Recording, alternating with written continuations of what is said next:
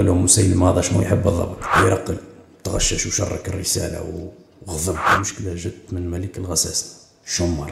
عندك الحق تسأل يا صاحبي، اسأل ميسالش.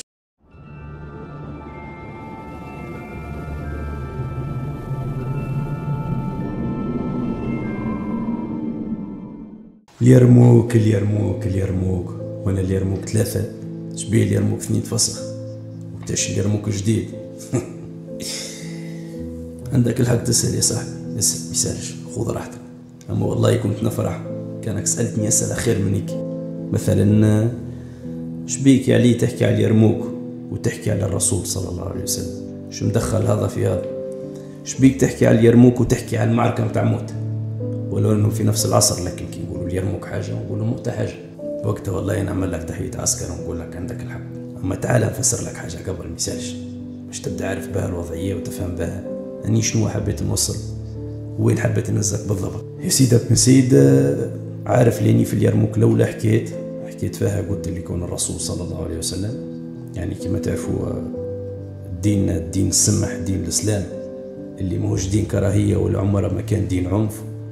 بعث الرسل نتاع الملوك نتاع العالم الكل في العصر هكا. كما حكيت زاد في اليرموك الاول بالنسبه للناس اللي تبعتني، قلت كيفاش المقوقس يعني والنجاشي كان الرد نتاعهم طيب. هرقل تغشش وشرك الرساله وغضب وكذا. المشكله وين جت؟ كانك تبعت بالباهي تراكت وتعرف لي كون المشكله جت من ملك الغساسنه شمر الغساني. هذا شنو نعمل؟ حتى اليوم في العصر هذا مستحيل ان انسان يجيب لك جواب، ولا انسان يقول احنا الرسول هو اللي يهز الجواب من بلاصه لبلاصه، انه تقتل مهما كانت الصفه ومهما كانت الرساله اللي جابها. هكا يعني رسول، وما على الرسول الا البلاغ. قتل الرسول اللي بعث رسول الله صلى الله عليه وسلم. طبعا الرد نتاع الرسول باش يكون قاسي كما رد نتاع اي انسان تعدوا عليه بطريقه هيك. بعث 3000 اللي مشوا الموتى. وعلى فكره راني ما تعمقتش برشا في اليرموك واحد وما حكيتش بالتفصيل، يعني مع ان التراك قدام اكثر من 8 دقائق ولا 9 دقائق. الحديث يطول ياسر يا صاحبي، وكان باش نحكي لك فيه ممكن راني باش يشدك اكثر من الوقت هذا. صارت عركه موت. بعد عركه موت الملوك نتاع الروم تلمدوا، قال لك احنا يعني الرسول هذا محمد وعارفين يكون رسول على فكره. قال لك هذا يهدد، فدام يهددنا هذا لازم نحن الدعوه نتاع هذه نقضي عليها في المهد نتاعها ديريكت التو، فدام مازال ما تحركش ومازال ما كبرش ومازال ما تشرش. لمدوا الجيوش نتاعهم كما حكيت في التراك نتاع اليرموك الثاني. قلت يعني كون تلمدوا الملوك والملوك نتاع الروم، هرقل والحاشيه نتاعو كله القسيسين بالصلبان نتاعهم دنيتهم كلها، وعملوا جيش كبير وواقفين في حدود فلسطين وجايين باش يجتاحوا المدينه.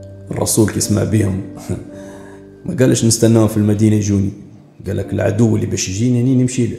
توكل على ربي وحضر جيش فيه 30,000 مقاتل وهزهم. قال لهم نمشوا احنا نلاقوهم الأعداء هذا قبل ما يجونهم الروم وعرم ورم وجيش كبير وكذا ويرقل. خلينا نمشوا لهم نشوفهم شنو باش يعملوا.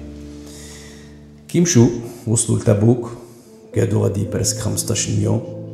هذا نحكي لك في العام 8 للهجرة، بين العام 8 والعام 9 للهجرة. قعدوا 15 يوم ما لقوا حتى رومي. الروم هذا اللي لمدوا روحهم محضرين روحهم ومتحلفين وبيعملوا هرب ما قعدوش. سهل ياسر العملية كيما قلت زاد في التراكم تاع اليرموك 2. قلت يعني يوضع وقت اللي قابلوا 3000 مؤتة وهم ب200,000 وقاوموهم بالطريقة هاكي وحشموهم بالطريقة هاكي، دونك 30,000 ممكن ياسر انهم يفسخوهم يمحقوهم عن بكرة عبيه. قطعوا الروم. به حدث لاني نصورك متبع. روح الرسول صلى الله عليه وسلم، نقولوا احنا رابح راهو في العركة هاكي، خطر حتى كما صارتش اشتباكات العدو نتاعه هرب، دونك رابح. بعد ما روح صلى الله عليه وسلم حضر جيش بقيادة أسامة بن زيد. حط الجيش هكا قال لك هذا باش نسير للشام. وتوفى الرسول صلى الله عليه وسلم. كي توفى الرسول أول حاجة عملها أبا بكر الصديق، قال لك أني حاجة عملها الرسول مستحيل يوخر فيها. شوف الشجاعة وشوف التوكل وشوف القوة متاع الرجال. يعني أنت في حالة متاع ضعف، في حالة تسمى متاع انهيار، في حالة متاع شطر العرب ارتدت. مسيلمة الكذاب وقف مغادي في اليمامة قال لك أني رسول. الناس اللي قاعدين معه بني حنيفة 40,000 ال40,000 هذا كلهم قال لك رانا عارفين اللي كان محمد صلى الله عليه وسلم هو الرسول، مسيلمة هذا كذاب، لكن احنا ما عد دعمنا برا احكي معهم. هني تبان قوة أبا بكر الصديق رضي الله عنه، اللي قد ما نحكي عليه وقد ما نشكره وقد ما نمجده في التركات متاعي وشوية فيه، على خاطر إنسان في اللحظة هيك كان يوخر، كان يتكمش على روحه، كان يقول لك خلينا ننظم أمورنا من داخل لا، هذا قال لك أحسن وسيلة للدفاع هي الهجوم. هجوم. حتى خالد بن الوليد رمي وراه كتيبة كبيرة بعثهم ديريكت، شوفوا اللي قال لهم مسيلم هذا شنو يحب بالضبط.